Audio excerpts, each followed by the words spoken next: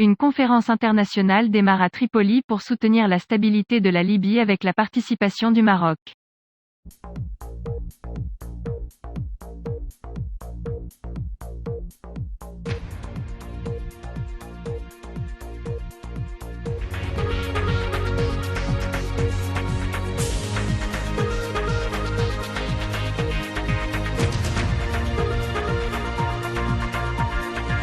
Tripoli accueillera jeudi la « conférence pour soutenir la stabilité de la Libye », à laquelle participeront des représentants de plusieurs pays, et vise à donner une impulsion au processus de transition, à 2 mois des élections présidentielles fatidiques pour le pays.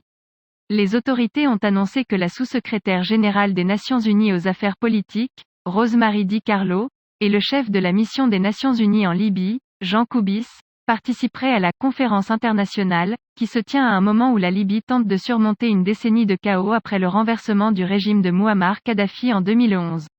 Le journal en ligne Express a appris que l'ambassadeur, directeur général du ministère des Affaires étrangères, de la coopération africaine et des expatriés marocains, Fouad Yazog, représente le Maroc à cette conférence. Le ministre français des Affaires étrangères Jean-Yves Le Drian a annoncé mercredi qu'il participerait à la conférence. L'agence de presse libyenne, l'ANA, a déclaré que des représentants d'Italie, d'Égypte, d'Arabie Saoudite, de Turquie, du Qatar, d'Algérie, de Tunisie, du Tchad et du Soudan seront également présents. Après de nombreuses années de conflits et de guerres entre l'Est et l'Ouest, un gouvernement d'union nationale a été formé en Libye au début de l'année après un dialogue libyen-libyen à Genève sous l'égide des Nations Unies, pour gérer une phase de transition menant à des élections,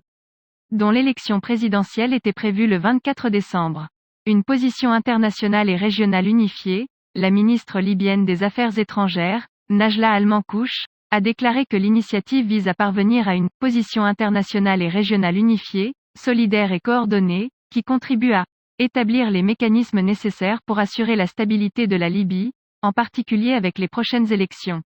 La priorité pour la communauté internationale est la tenue d'élections très importantes, mais qui restent très suspectes en raison de fortes divisions internes.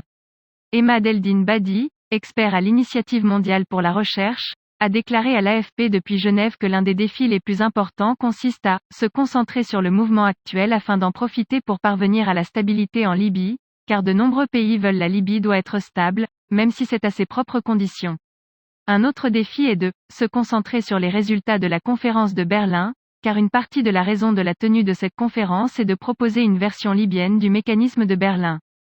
La souveraineté, Al-Mankouch a déclaré que la conférence visait également à souligner la nécessité de respecter la souveraineté, l'indépendance et l'intégrité territoriale de la Libye et de prévenir les ingérences extérieures négatives, soulignant que ce sont les prémices les plus importantes pour parvenir à une stabilité durable pour notre pays. Les divisions libyennes ont été alimentées par des interventions extérieures de plusieurs pays qui ont soutenu différents partis au conflit. Au début de l'année dernière, une conférence internationale sur la Libye s'est tenue à Berlin, au cours de laquelle les pays se sont engagés à œuvrer pour chasser les mercenaires étrangers du pays et à ne pas lui envoyer d'armes, afin d'aider à arrêter la guerre dans ce pays. La conférence abordera la question du retrait des mercenaires, des combattants étrangers et des forces étrangères dont la présence continue constitue une menace non seulement pour la Libye, mais pour toute la région, selon Al-Mankouch, et abordera le soutien et l'encouragement de des étapes et des mesures positives qui unifieraient l'armée libyenne sous un même commandement, renforçant ainsi sa capacité à protéger la sécurité, la souveraineté et l'intégrité territoriale de la Libye. Mercenaires et combattants étrangers. Selon un rapport des Nations Unies en décembre, il y aurait environ 20 000 mercenaires et combattants étrangers en Libye, russes du groupe spécial Wagner, tchadiens, soudanais, syriens, ainsi que des centaines de militaires turcs présents dans le cadre d'un accord bilatéral. Accord signé par Ankara avec l'ancien gouvernement libyen alors qu'il était au plus fort de son conflit avec le gouvernement parallèle à l'Est. Tripoli dit qu'un petit nombre de mercenaires a quitté le pays début octobre. 2 délégations militaires libyennes, l'une de l'Est et l'autre de l'Ouest, se sont mises d'accord sur un plan d'action global, pour le retrait des mercenaires, mais elles n'ont précisé aucun calendrier pour cela. Quant aux forces militaires, malgré la mise en place d'un gouvernement ENT d'union nationale entre l'Est et l'Ouest, les forces du maréchal Khalifa Haftar, l'influent chef militaire et candidat à la présidence, contrôlent toujours l'Est de la Libye, tandis que les groupes militaires pro-gouvernementaux contrôlent l'Ouest de la Libye.